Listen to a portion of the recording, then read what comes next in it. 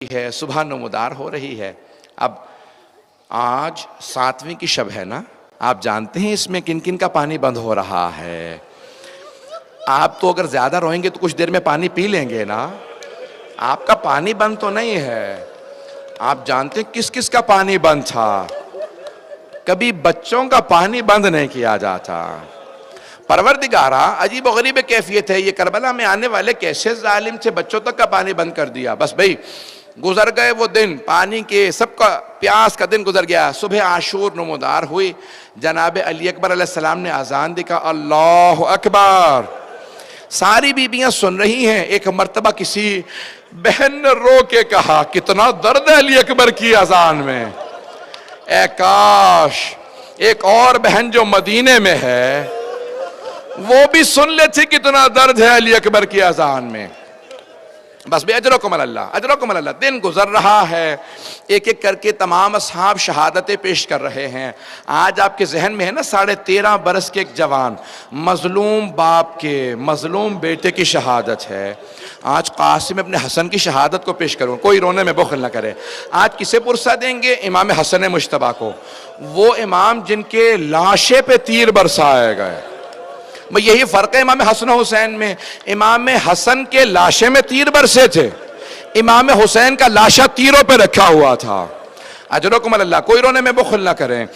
یہاں تک میں نے ایک روایت میں دیکھا ہے، جناب امام حسن مجتبیٰ کا جب آخری لحظہ تھا تو ایک 2 برس کا 1.5-2 برس کا بچہ آیا، سینے پہ لیٹ گیا۔ امام حسن مجتبیٰ نے بہت پیار کیا، جناب فروہ نے کہا قاسم اتر جاؤ سینے سے، بابا کو زہر دیا گیا ہے، کلیجے کے ٹکڑے نکل رہے ہیں۔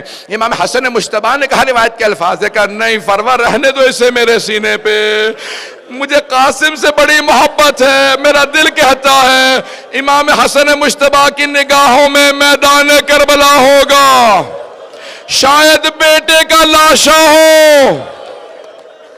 اجرکم اللہ، اجرکم اللہ۔ میں بھی پیش کروں گا مصائب کو، کوئی رونے میں بخل نہ کرے۔ آج ابھی زیارت برآمد ہوگی تو کیا کہیں گے؟ کیا کہیں گے جناب قاسم کا پرسہ دیتے ہوئے؟ ایک ماں ساتھ آئی تھی۔ جب ایک مرتبہ جناب قاسم کی والدہ نے بلایا، نام پہ اختلاف ہے لیکن بلایا، ماں نے بلایا، ساتھ تھی، سب نے لکھا ماں ساتھ گئی ہیں کربلا۔ ایک مرتبہ بلایا، کہا قاسم آپ کے بابا نے وصیت کی تھی اور کہا تھا کہ قاسم کو ضرور بھیجنا میرے بھائی کے ساتھ، بیٹا میں بیوہ ہوتے ہوئے کربلا ساتھ آئی ہوں تاکہ میں آپ کے بابا کی وصیت پہ عمل کر سکوں، میں آپ کے بابا کے سامنے شرمندہ نہ ہوں۔ بیٹا آپ کیوں نہیں ابھی تک گئے؟ کہا اماں جب بھی چچا سے اجازت مانگتا ہوں، چچا جان مجھے اجازت دے دے، میں جہاد کے لیے جانا چاہتا ہوں، چچا کہتے ہیں قاسم تم میرے مرحوم بھائی کی نشانی ہو، میں جب بھی اپنے بھائی کو دیکھنا چاہتا ہوں تمہیں دیکھ لیتا ہوں، میری یاد تازہ ہو جاتی ہے، قاسم تم شبیہ ہو میرے بھائی حسن مجتبیٰ کی۔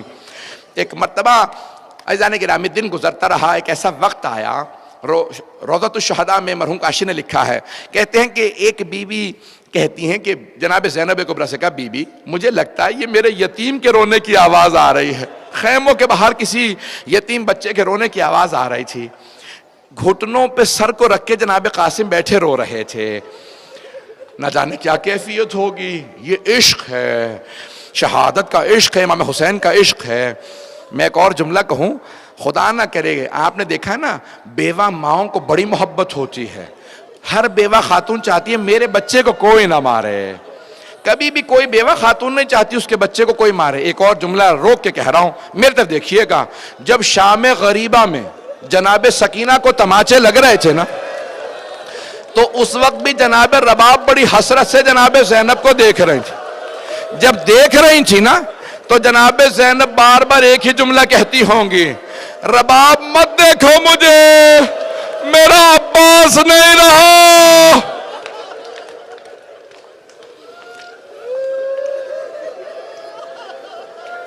رباب میرا عباس نہیں رہا۔ تو بیوہ خاتون کے سامنے کبھی بھی یتیم بچے کو نہیں مارا جاتا۔ یہاں تک سرور کائنات کہتے ہیں اپنے بچے کو بھی یتیم بچے کے سامنے پیار نہ کرو، کہیں اس کا دل نہ ٹوٹ جائے۔ بس بھی ایک مرتبہ جناب قاسم اپنے حسن کی والدہ نے سنا میرے یتیم بچے کی آواز آ رہی ہے، خیمے کا پردہ ہٹایا، دیکھا بیٹا بیٹھا رو رہا ہے، دونوں گھٹنوں کے درمیان سر رکھے رو رہے ہیں۔ کہا قاسم کیا بات ہے؟ کہا اماں چچا مجھے اجازت نہیں دے رہے، میں بار بار کہتا ہوں مجھے اجازت نہیں دیتے۔ کہا قاسم آپ کے بابا نے کہا تھا۔ اے فرما میں نے قاسم کے بازو پہ تعویذ باندھا ہے، اگر بہت پریشان ہو نا قاسم تو کہنا تعویذ کھول لے، قاسم اس سے زیادہ بڑی پریشانی نہیں آ سکتی۔ قاسم تعویذ کھولو، اس میں حل لکھا ہوگا۔ جناب قاسم نے تعویذ کھولا، اس میں لکھا تھا یا بنیا قاسم، اے میرے لخت جگر قاسم، اذا وجدت عمک الحسین غریبان مظلومان وحیدان عطشانا، اے قاسم جب اپنے چچا کو حسین ابن علی کو تنہا پاؤ، دیکھو کہ بڑے پیاسے ہیں، مظلوم ہیں، غریب ہیں، تو قاسم بالکل گریز نہ کرنا، اپنی جان چچا پہ قربان کر دینا۔ جناب قاسم نے آنسو صاف کیے، خط لیا، بابا کا خط چوما، کہ چچا دیکھے میرے بابا نے کیا لکھا۔ امام حسین نے بھائی کا خط لیا، چوما، روضۃ الشہداء میں لکھا امام حسین نے خط کی تحریر کو چوما، آنکھوں سے لگایا، مدینے کا رخ کیا، کہا ہائے میرا بھائی مجھے غربت میں یاد رکھا۔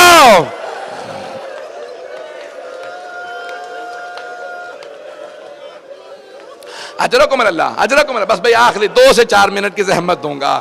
کہا میرے مظلوم بھائی نے مجھے غربت میں یاد رکھا، کہ بھیا آپ نے یاد رکھا۔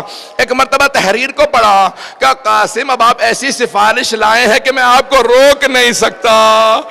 تو مرحوم کاشی نے لکھا کہ ایک مرتبہ جناب سید الشہداء نے اپنی باہیں جناب قاسم کے گلے میں ڈالی، جناب قاسم نے چچا کے گلے میں باہیں ڈالی، فبدأ یبکیان، دونوں بلند آواز سے رونے لگے، فغشی علیہما، دونوں بے ہوش ہو کے گر گئے۔ ایک ہی بات دہراتے جاتے تھے، واہ حسنا۔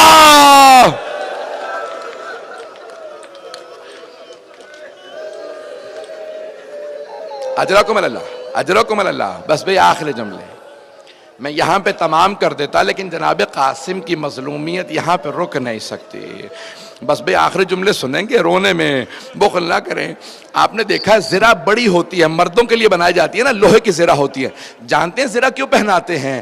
کہ اگر تیر لگے تو رک جائے، لوہے کی زرہ ہوتی ہے۔ کوئی تلوار کا وار کرے تو زرہ پہ رک جائے، اور اگر کبھی کوئی گر جائے تو جب گھوڑے دوڑے تو اس پہ لوہے پہ پاؤں آئے، سینے پہ پاؤں نہ جائے۔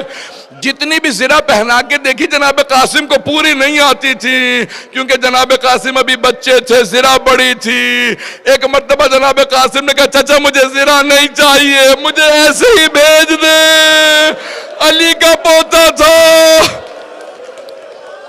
جناب سید الشہداء نے گود میں لے کے سوار کرا، بھئی اس سے زیادہ سخت جملے نہیں پڑھوں گا، گود میں لے کے سوار کرایا جناب قاسم کو۔ جناب قاسم نے ایڑ لگائی، مقابلہ کرتے رہے۔ ازرق نامی ایک پہلوان تھا، اس کے بیٹے تھے، ایک ایک کر کے بیٹا بھیجتا رہا، جناب قاسم ایک ایک کو مارتے رہے۔ اس نے جب دیکھا نا سارے بیٹے مار دیے تو خود آیا کہ میں خود مقابلہ کروں گا۔ ازرق نامی پہلوان تھا، 1000 آدمیوں کے برابر شمار ہوتا تھا۔ جیسے ہی وہ آیا نا تو جناب سید الشہداء نے ہاتھ اٹھا کے کہا پروردگارا وہ 1000 کا ایک ہے، میرا قاسم بڑا پیاسا ہے، پروردگارہ قاسم کو فتح دے دے۔ جناب قاسم علی کے پوتے تھے، تلوار اٹھائی اسے مارا، جیسے ہی قتل کیا عمر سعد نے کہا ساری فوج سے کہا حملہ کرے۔ مشرق کے گھوڑے مغرب دوڑے، مغرب کے گھوڑے مشرق دوڑے۔ میری طرف دیکھیے گا، کسی ملعون نے جناب قاسم کے سر کی پشت میں گرز مارا۔ جناب قاسم نے کہا چچا جا میری مدد کو آئیے۔ ایک مرتبہ جناب قاسم اپنے گھوڑے کی پشت سے زمین پہ آئے، جیسے ہی گرے گھوڑے دوڑنے لگے، لاشا پامال ہو گیا۔